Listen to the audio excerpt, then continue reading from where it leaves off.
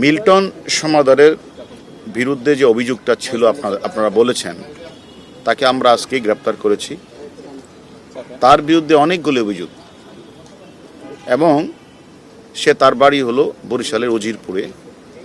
সে তার উত্থানটা হচ্ছে তার বাবাকে পিটিয়ে সে এলাকাবাসী তারে ধরে এলাকা ছাড়া করে এখানে এসে কিছুদিন শাহবাগে একটা ফার্মেসিতে কিছু কাজ করত। সেখানে ওষুধ বিক্রি চুরি করার কারণে তাকে সেখান থেকে বের করে দেওয়া হয়। এরপরে সে একটা পর্যায়ে কিছু লেখাপড়াও করেন।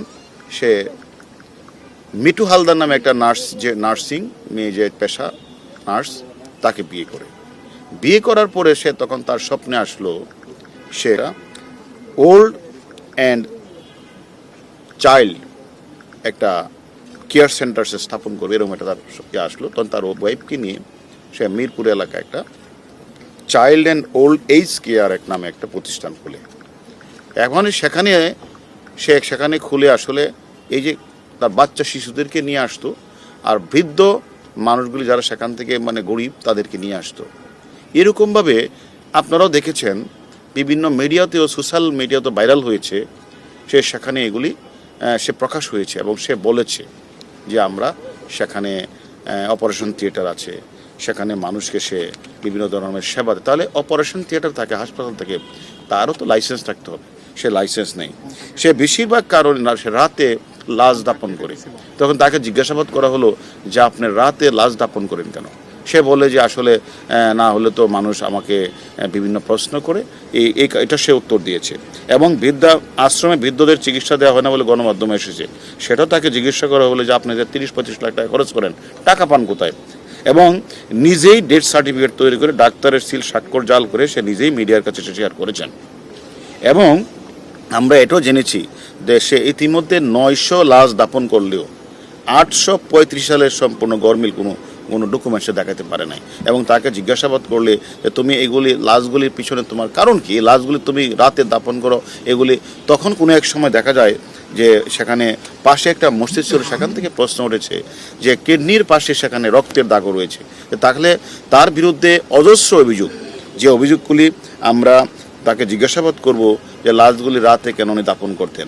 তার কাছে আমরা জিজ্ঞাসাবাদ করব তিনি নিজে যে স্বীকার করেছেন যে ডেথ সার্টিফিকেটটা উনি নিজে কেন তৈরি করেন, ডাক্তারের সিল স্বাক্ষর উনি নেন না কেন।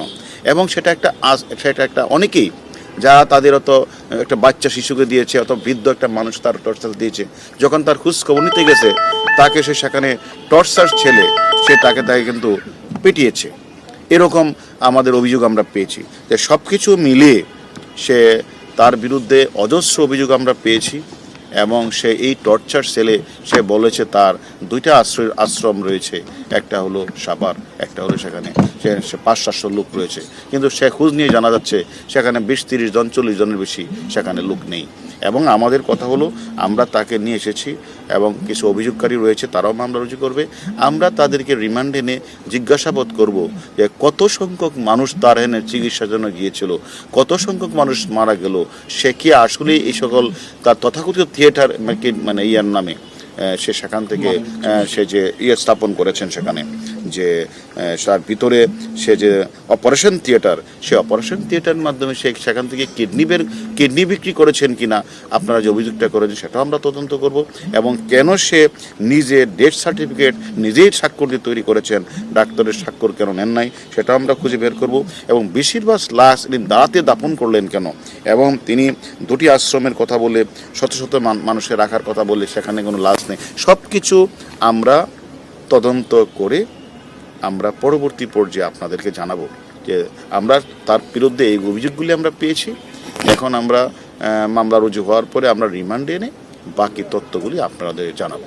আলম ভাই, আমি আজকে মিরপুর মডেল থানায় গিয়েছিলাম ওনাদের কাছে জানতে যে এই যে মরদেহগুলো তিনি দাফন করেছেন, অনেকগুলোর ক্ষেত্রেই নাম পরিচয়হীন বা স্বজনরা ছিল না।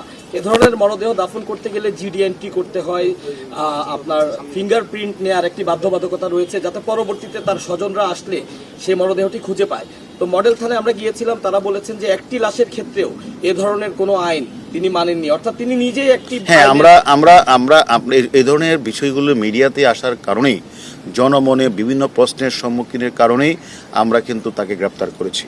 এখন আমরা এই প্রশ্নগুলি উনি কেন উনি এই আইনগত প্রক্রিয়াগুলি সম্পন্ন করলেন না, রাতের অন্ধকারে উনি লাশগুলি দাফন করলেন এবং পরিবার পরিজন জানে না, তারা যখন জানতে যায় তাদের কেন তিনি পিঠালেন, আমরা সব কিছুই তদন্তে নিয়ে আসবো। কারণ ভাই একটু পরিষ্কার করবেন আমাদের নিউজের ক্ষেত্রে যে ওনার নামে একটা সাভার থানায় মামলা ছিল, সেটাতে উনি জামিনে আছেন, আজকে উনি গ্রেফতার হলেন, স্পেসিফিক কিসে গ্রেফতার করলেন আর আরেকটা কোথায় থেকে গ্রেফতার করছেন? থার্ড বিষয়টা হচ্ছে যে আপনারা এই পাশে গ্রেফতার করছেন তার চাইল্ড অ্যান্ড ওল্ড যেটা যে কেয়ার, সেখান থেকে সব কাগজপত্র তার স্ত্রীরা সরিয়ে নিচ্ছে, তো সেখানে তো এটা আমরা আমাদের তদন্ত টিম সে কাজগুলি খোঁজ খবর নিচ্ছে, কাগজগুলি তার ওয়াইফকে আমরা জিজ্ঞাসাবাদ করব এবং কাগজগুলি আমরা উদ্ধার করব এবং তার বিরুদ্ধে একাধিক অভিযোগ আমাদের কাছে আসছে, এটি মামলা রুজু হবে। মামলা রুজু হওয়ার পরে আমরা রিমান্ডে আনবো। রিমান্ডে আনার পরে আপনারা যতগুলি প্রশ্ন করেছেন, আমরাও যে অভিযোগগুলি পেয়েছি সেগুলি পুঙ্খানুপুঙ্খভাবে তদন্ত করা হবে এবং আমি মনে করি সে যদি সত্যিকারভাবে এরকম কাজগুলি করে থাকে, এটা জঘন্য অপরাধ, তাকে ছাড় দেওয়া হবে না। আর ভাই একটু স্পেসিফিক বলে এখন পর্যন্ত কি কি বিষয়গুলো একটু প্রমাণিত হয়েছে বা কোন কোন একটাও কি পেয়েছে? আমরা এখন মামলা কপি আমরা পেয়েছি। আমরা তার বিরুদ্ধে একদিকে তো মানব পাচার, অন্যদিকে তার বিরুদ্ধে যে বাচ্চা শিশুদের উপরে যে হামলা এবং আত্মীয় স্বজন গেলে যে তাদের উপরে মারপিট এবং বিভিন্ন জায়গাগুলোতে উনি যে টর্চার সেল বানিয়েছেন, সব কিছুই তার মামলার মধ্যে আসবে। কয়েক কোটি টাকার তথ্য এর মধ্যে এবং আমরা সবকিছুই তদন্তে নিয়ে আসবো।